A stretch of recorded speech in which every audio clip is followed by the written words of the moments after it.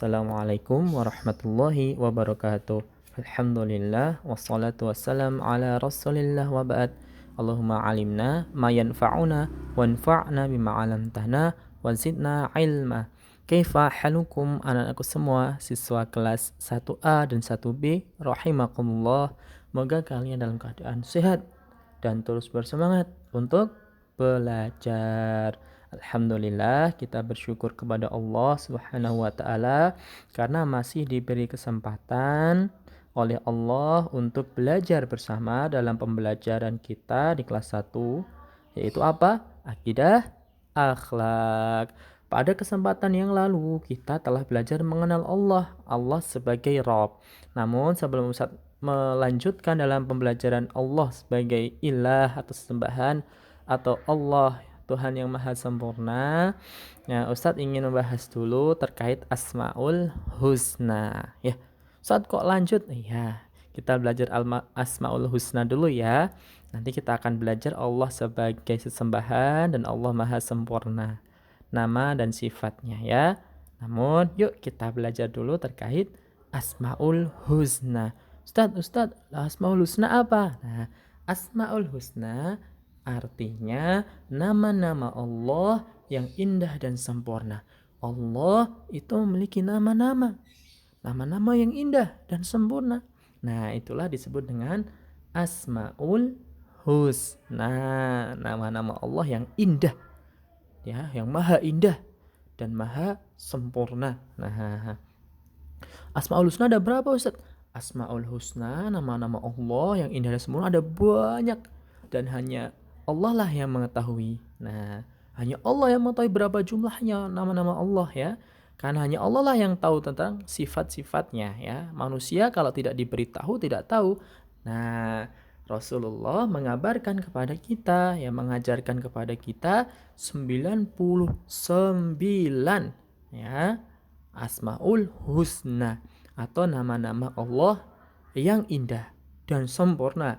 Itu ada 99 ya, itu yang diajarkan kepada kita. Nah, dan pada kesempatan kali ini kita akan mempelajari 5 dulu ya. 5 diantaranya terkait Asmaul Husna. Nah, apa saja Ustadz yang dipelajari? Buka buku akidah kalian ya di halaman 78.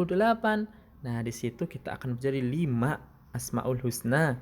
Yang pertama Ar-Rahman. Yang kedua apa itu? Dibaca Ar-Rahim. Terus Al-Alim. Terus Al-Khaliq. Terus Ar-Razzaq. Nah, ini ada 5 yang kita pelajari ya. Ya, Ar-Rahman, Ar-Rahim, Al-Alim, ya, Al-Khaliq dan Ar-Razzaq. Nah.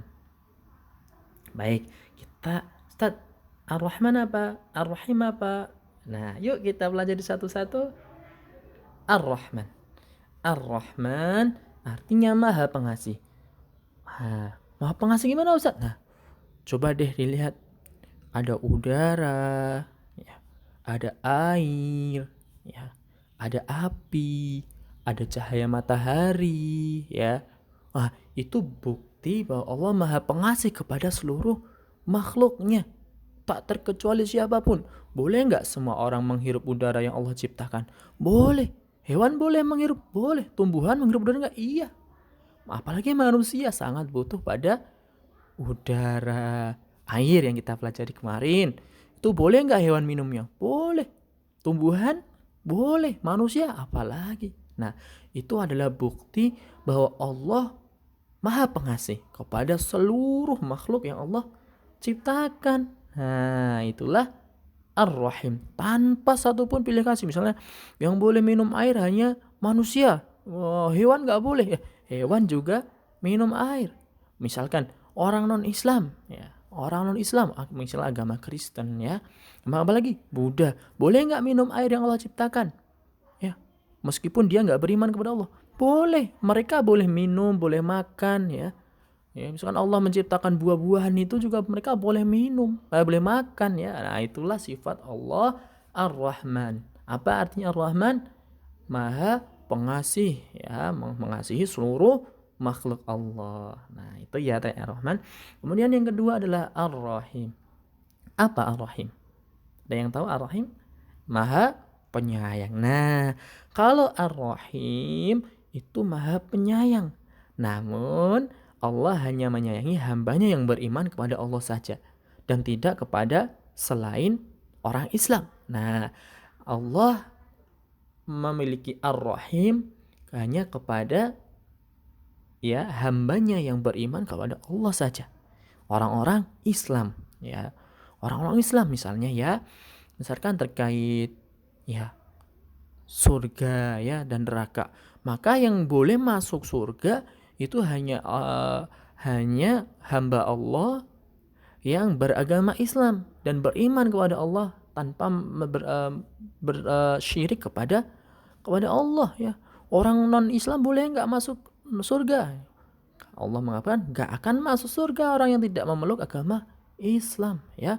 Maka Ar-Rahim maha penyayang Allah itu kepada kita, kepada orang yang beragama Islam, yang beriman, yang taat beribadah ya, ya menjauhi kemaksiatan ya, itu kita akan dapat sayang Allah. Allah akan menyayangi hamba yang berbuat baik, yang beriman ya, yang beragama Islam gitu ya. Nah, itu bukan Ar-Rahim.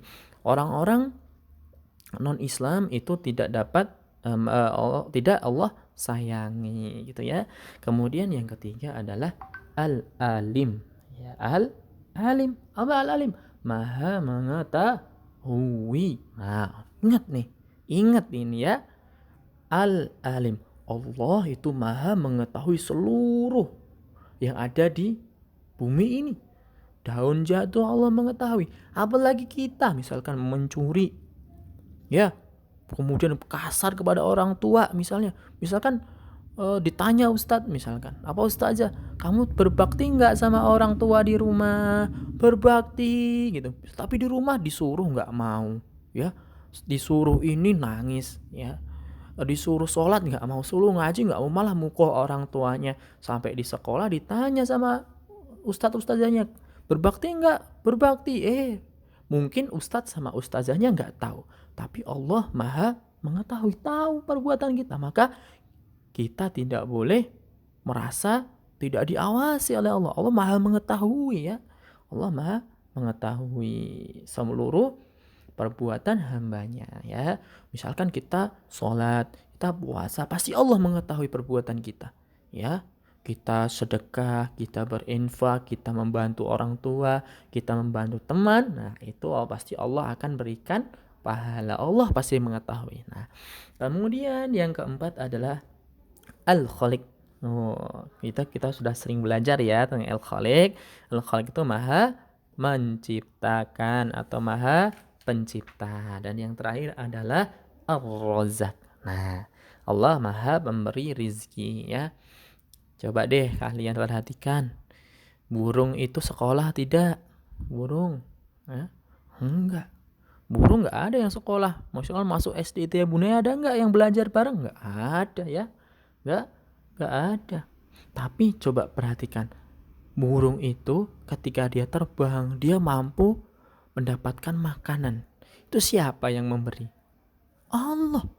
Allah yang memberi rezeki seluruh makhluknya tanpa terkecuali. Cacing di tanah itu pasti dapat rezeki dari Allah. Kemudian manusia, apalagi manusia yang beriman ya, yang beribadah kepada Allah, pasti Allah akan cukupkan rezekinya. Nah ya, misalkan burung-burung terbang, paginya dia lapar, pulangnya kenyang, bisa ngasih makanan pada anak-anaknya juga. Masya Allah ya, Allah maha pemberi rezeki dan kita tidak boleh khawatir terhadap rezeki. Demikian Ustaz Afif, mohon maaf jika ada salah. Wallahu a'lam bishawab. Kita tutup. Assalamualaikum warahmatullahi wabarakatuh.